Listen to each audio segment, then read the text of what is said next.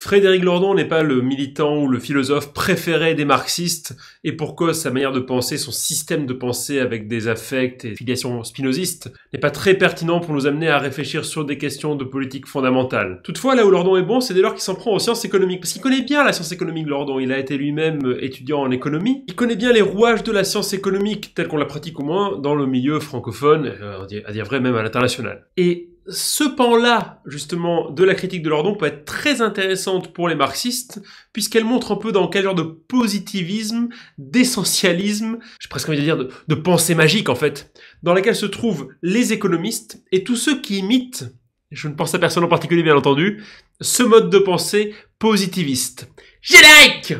Pour te faire plaisir, hein. Les gens qui ne sont rien. Si vous voulez rester en vie, vous rentrez chez vous.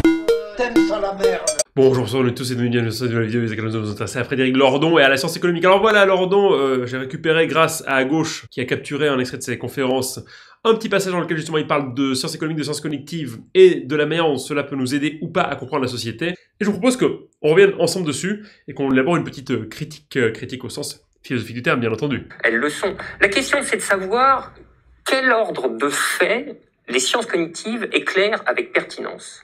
Et je ne crois pas qu'elles éclairent, qu'elles rendent intelligibles les faits sociaux. Encore une fois, je dis que ce qui se passe dans les cerveaux individuels, et il n'est pas question de nier qu'il y ait des individus et des cerveaux individuels, ce qui se passe dans les cerveaux individuels est expliqué, demande à être expliqué par autre chose. Donc en quelque sorte... Donc en fait, ce que fait Lordon ici, c'est qu'il pose la question de la causalité. Et surtout, il se dit, on n'arrête pas la causalité aux phénomènes psychologiques, aux phénomènes individuels. Évidemment qu'il y a des comportements individuels qui sont conditionnés par un système de croyances individuelles, par des biais psychologiques individuels, par des incitations individuelles, etc., etc. Mais ces biais, ces incitations, ces fonctionnements individuels sont induits par des systèmes plus globaux, par des fonctionnements collectifs, par des relations de pouvoir qui sont peut-être identifiables. Et si on veut expliquer justement les comportements, eh bien on peut pas s'en tenir à la conséquence de ce qui les cause, c'est-à-dire simplement aux biais, aux croyances ou à ces choses-là. Non, si on veut comprendre le comportement individuel, il faut comprendre ce qui le structure et ce qui le conditionne de manière globale, et c'est donc ce qui conditionne ce qui le rend possible, c'est-à-dire tous ces caractères psychologique. Quel sens ça a d'étudier une causalité pour résoudre des problèmes justement d'ordre psychologique ou d'ordre comportementaux si on ne s'en prend jamais aux causes profondes des phénomènes observés que l'on peut déplorer? Réponse. Rien. Donc en quelque sorte, si vous voulez, l'amygdale et le cortisol, c'est le bout de la chaîne explicative, lorsqu'on est presque à la fin. Mais il y a tout ce qui se passe en amont, et les amygdales ne fonctionnent pas toutes seules comme ça dans une espèce de vide social. C'est vrai que si on regarde la science économique telle qu'elle se pratique aujourd'hui de manière, on va dire, dominante ou hégémonique, on a l'impression que la science économique, c'est une science sociale sans société. Il y a des individus qui ont des comportements sous contrainte, ils maximisent leur utilité en fonction d'un certain nombre de contraintes. Voilà, il n'y a pas de société, il n'y a rien qui autour d'eux est la cause de leur comportement, de leurs incitations, si ce n'est des contraintes objectives comme ça, et un comportement maximisateur. Et c'est comme ça qu'on explique le fonctionnement des humains réels. C'est quand même un peu étonnant. Je veux dire, si on avait une science sociale authentique, si on avait vraiment à faire une science sociale, on s'intéresserait aux mécanismes sociaux qui conditionnent justement les actions individuelles. Une science sociale dépourvue de la société, c'est quand même un peu curieux.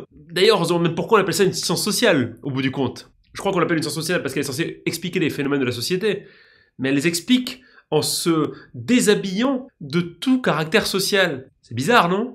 Et bien voilà, mais justement, le problème, c'est de réduisant ça à des mécanismes cérébraux individuels ou, dans le meilleur des cas, interindividuels, puisque vous parliez des neurones miroirs. C'est pas une réduction. Si, je vois en particulier comment ça fonctionne en économie, où la Il est en PLS, le mec devant lui, il est vraiment en PLS, c'est assez jouissif. Bon, on va revenir juste en arrière un petit peu. miroir. C'est pas une réduction. Si, je vois en particulier comment ça fonctionne en économie, où la neuroéconomie tient le haut du pavé. Je peux vous assurer que c'est pas forcément le ton que... C'est dramatique. Ouais. La neuroéconomie, c'est quoi? Non, mais c'est un débat dans le débat. Non, mais c'est super, mais je ne connaissais pas. Alors, c'est pas vrai que la neuroéconomie tient le haut du panier. C'est vrai qu'il y a des financements pour la neuroéconomie, mais ça reste quand même la théorie économique standard qui tient le haut du panier en sciences économiques. La neuroéconomie, c'est une branche, on va dire, un peu à la marge, même si elle a une existence concrète et réelle de la science économique, qui consiste à allier les sciences cognitives, les neurosciences et les théories économiques. D'ailleurs, ça peut marcher, ça ne peut fonctionner, ça ne peut exister qu'à la condition justement qu'on ait affaire à des phénomènes individuels. Et cette alliance n'est possible justement que parce que la théorie économique s'intéresse aux individus, et non pas vraiment à la société. Ça va rager dans les commentaires, rager les petits économistes, je bois votre sueur.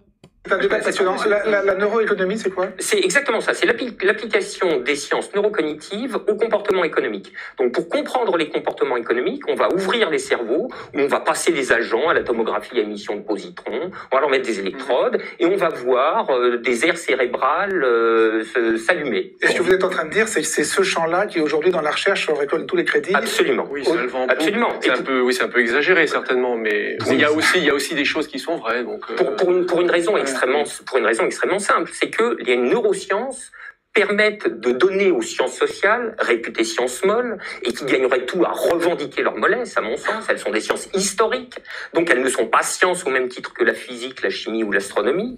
Voilà, on peut être d'accord avec lui, mais le problème c'est que pour le coup, la science économique nie son caractère historique. Il y a une espèce d'histoire de la pensée économique, mais la manière dont se construit l'épistémologie de la science économique nie tout caractère historique.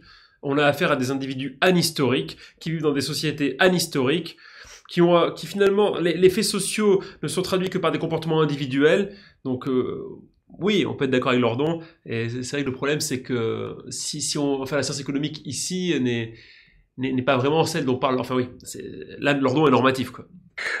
Ça permet de leur donner une espèce de vernis épistémologie, un petit vernis qui fait toc-toc et qui fait scientifique. Et ça enchante les bureaucraties de la recherche. Bon, honnêtement, si j'étais méchant, je dirais, comme quoi il y a quand même une idée qui est intéressante ici, c'est que d'une part il y a les données, et d'autre part il y a l'utilisation qu'on fait des données. Effectivement, on peut, à partir d'observations neuroscientifiques, obtenir des informations sur la constitution cérébrale ou sur les événements qui se passent dans le cerveau à partir de certains comportements déterminés, mais c'est pas pour autant que cela est pertinent de le relier à une théorie qui justement pourrait très bien se passer de ce genre d'observation, mais qui mobilise ce genre d'observation soit pour s'enrichir, soit pour se réconforter, se confirmer. Et ça, c'est un truc qui est intéressant parce que, en fait, n'importe quelle théorie, n'importe quelle hypothèse d'où on peut dériver soit une théorie, soit une idéologie, soit simplement des croyances complètement délirantes, peut s'appuyer sur des données précises, sur des données scientifiques. Il suffit pas de mobiliser des données scientifiques précises pour apporter un discours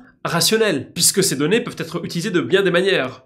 Et si on considère, par exemple, je fais une hypothèse, que la science économique, la théorie économique, c'est du gros bullshit qui sert globalement à rien, et bien à partir de là, rattacher des données neuroscientifiques à quelque chose qui est complètement bullshit, ça vous permettra pas d'avoir un discours plus rationnel. Ça vous donnera effectivement un vernis rationnel à votre discours bullshit.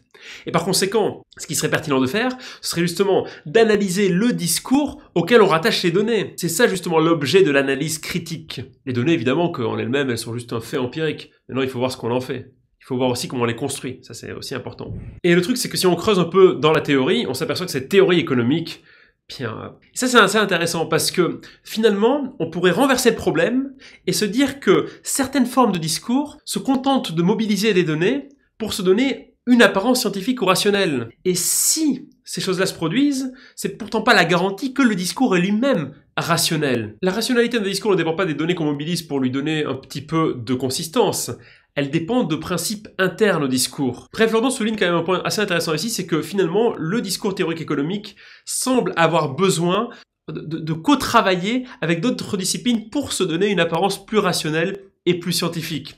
Et je sais que vous allez rager, mais je vous le dis encore, si vous pensez que les théories économiques ce n'est pas du vent et du bullshit, bien, expliquez-nous. Vous pouvez dire dans l'espace commentaire quelles avancées ont pu permettre les théories économiques sous leur forme, on va dire, individualiste.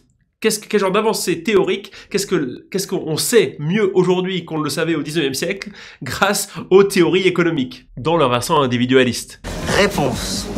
Rien. Et si vous n'êtes pas capable de dire quelque chose de clair et de concret, ça veut dire qu'en fait on n'a clairement pas affaire à de la science. Et qu'on a affaire à un discours idéologique, justement. Un discours idéologique qui essaie de se donner une forme de légitimité grâce à l'université, grâce aux neurosciences. Bref, c'est pour ça que je trouvais que Lordon était intéressant ici, parce qu'il permettait de penser de manière marxiste la question de l'idéologie à l'intérieur d'un discours pseudo-scientifique. Voilà, j'espère que vous avez aimé cette vidéo. N'hésitez pas à liker, vous abonner et à partager. On se retrouve demain pour une nouvelle vidéo sur la 2. Et si vous êtes concentré, la bise. Qu'est-ce qu'il y connaît? Bon, alors qu'est-ce qu'il connaît aux femmes Rick Hunter?